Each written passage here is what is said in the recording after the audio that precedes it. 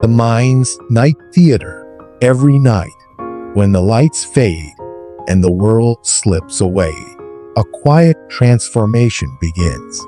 Your body rests, but your mind awakens in a different form.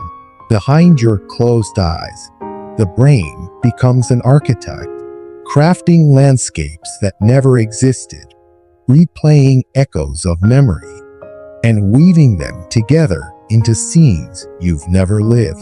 You become the main character in stories you never chose, acting out events that vanish at sunrise. Dreams. They might seem like nonsense, but they aren't. They are your brain's way of playing pretend, a nightly rehearsal of what it means to be alive inside your skull. This theater is astonishingly active. The visual and emotional centers light up almost as vividly as they do when you're awake. You see, feel, and react with the same intensity, but the rational, self-critical parts of the brain grow quiet. The director takes over while the editor sleeps. In this strange freedom, the mind creates without restraint, conjuring illusions that feel more real than thought itself. But maybe dreaming isn't just random creation. Maybe it's a kind of internal performance, a rehearsal space where your brain experiments with reality, emotion, and identity. Each dream is a story built from scraps, flashes of your day, bits of old memories, fears you've hidden, hopes you've half forgotten. The result is often bizarre, but deeply personal, a private movie stitched from your mind's leftovers. And that raises an unsettling question. If your brain can construct such vivid, convincing worlds every night, how sure can you be that the one you wake up to is different? Both rely on perception. Both feel real. Both are projections of your mind. Perhaps waking life is simply the version that everyone agrees upon, the collective dream. So as one dream fades and another begins, remember this: your mind isn't idle in sleep. It's exploring the same mystery that defines your waking life: how to make sense of being conscious. Dreams might not just entertain your sleeping mind. They might be the reason it stays alive, the survival simulator. Dreams may seem poetic, but their purpose could be much older, rooted in survival itself. Deep within our evolutionary story, dreaming might have been nature's first training program. Scientists call this idea the threat simulation theory. The notion that dreams evolved to help early humans rehearse danger without facing real harm. Picture our ancestors sleeping in dark caves, surrounded by predators, the ones whose minds simulated danger, who practiced running, fighting, or hiding in dreams, may have been better prepared when the real threat came. The dreaming brain became a virtual reality machine, sharpening instincts and reducing hesitation. Being chased in a nightmare wasn't punishment, it was practice. Even today, the tradition continues. The dangers have changed, but the simulator remains. We no longer dream of tigers or storms. Now it's missed deadlines, rejection, heartbreak, or failure. The brain still runs its ancient drills. Only now, the threats are emotional rather than physical. Through nightmares and anxious dreams, your mind rehearses how to endure stress, loss, and disappointment. It's easy to dismiss bad dreams as meaningless, but they might be quietly refining your resilience. Each terrifying scene teaches something: how to feel fear safely, how to confront uncertainty, how to survive yourself. It's your nervous system practicing emotional stability, learning to stay calm in chaos. But not every dream is a fight. Some are tender, peaceful, nostalgic. These too are lessons, though gentler ones. In these moments, your mind shifts from surviving to understanding. It revisits old emotions and tests new ones, building empathy and perspective. So every night, while you lie still, your brain steps into an ancient classroom. The curriculum hasn't changed, only the subject matter.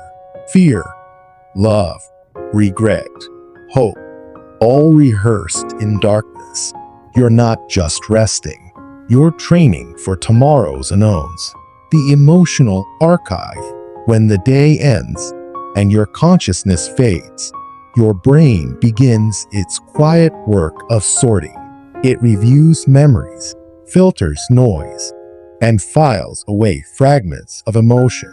But this process isn't mechanical, it's emotional curation. The mind selects which moments deserve to stay and which can safely dissolve.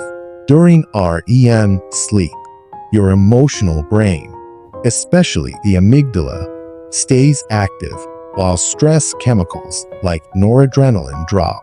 This allows the mind to revisit painful experiences without the overwhelming sting they once carried. Dreams become the brain's gentle editor, replaying difficult memories but softening their edges. That's why you might dream of loss or conflict, but in surreal, forgiving forms. Maybe you argue with someone who's gone, or find yourself in places that never existed, yet feel familiar. Your mind is translating pain into metaphor, giving meaning to what once only hurt. It's emotional therapy disguised as imagination. In this nightly archive, dreams act as a bridge between memory and emotion. They connect your experiences into stories that make psychological sense. The mind isn't just cataloging, it's healing. Each dream helps balance the emotional ledger so that you wake lighter than before, even if you don't remember why. And yet, beneath this gentle process, another mystery unfolds. The dreaming brain doesn't just organize memory. It experiments with identity and reality. It asks, what happens if this memory shifts? Or if this emotion reverses? It plays with possibility, not just recollection. So when you dream, your brain is doing more than remembering. It's rehearsing the art of being human, learning, forgiving, reframing, and somewhere within those flickering images, it's quietly redefining what real even means. The simulation hypothesis of sleep. To dream is to simulate the same neural machinery that constructs your waking world is at work while you sleep, only without external input. No sounds, no light, no touch. Yet your brain still produces vivid sensations, entire worlds, and believable emotions. It's running its internal model of reality, self-sustained. Neuroscientist Anil Seth describes waking life as a controlled hallucination. If that's true, then dreams are that hallucination unchained, the same simulation, but detached from sensory limits. What you see in sleep is your brain's raw creative code, drawing reality from memory instead of matter. In both states, the principle is the same. Perception is not received, it's constructed. When you're awake, reality feels stable because everyone's hallucination syncs together. When you're asleep, the synchronization fades and your private version takes over. This realization reshapes how we think about consciousness. It suggests that the mind never truly wakes or sleeps. It only shifts how it generates experience. Dreaming might be the purest form of consciousness, stripped of external interference. And when you wake, it doesn't stop. The same imagination that builds dreams now interprets the daylight world. The difference is agreement. We call it real because we share it. So perhaps dreaming isn't a lower form of awareness. Maybe it's consciousness testing its boundaries, a rehearsal for existence itself. In both dreams and waking life, your mind is doing the same thing, simulating a believable world and placing you inside it. The line between them might be thinner than you think. The self that sleeps. Even when your body sleeps, your sense of self doesn't vanish, it mutates. The dreaming brain keeps a model of you alive, but it's elastic. You can shift shapes, switch identities, dissolve, or multiply. You might become a child again, or someone entirely different.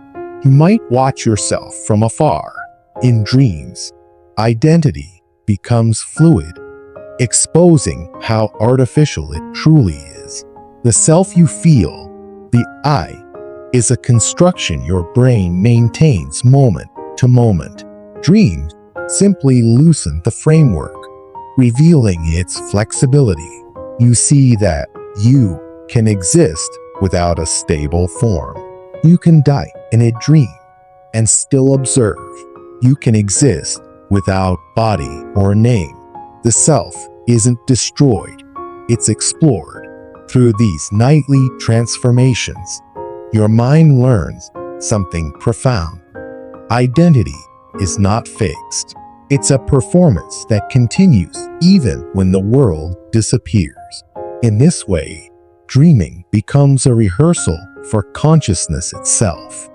The art of being someone, somewhere, somehow. Sometimes, dreams remind you of who you are. Other times, they let you safely dissolve. And maybe that's the point.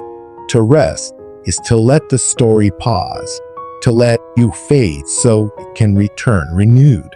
So tonight, when you close your eyes, know that your brain isn't sleeping in the ordinary sense.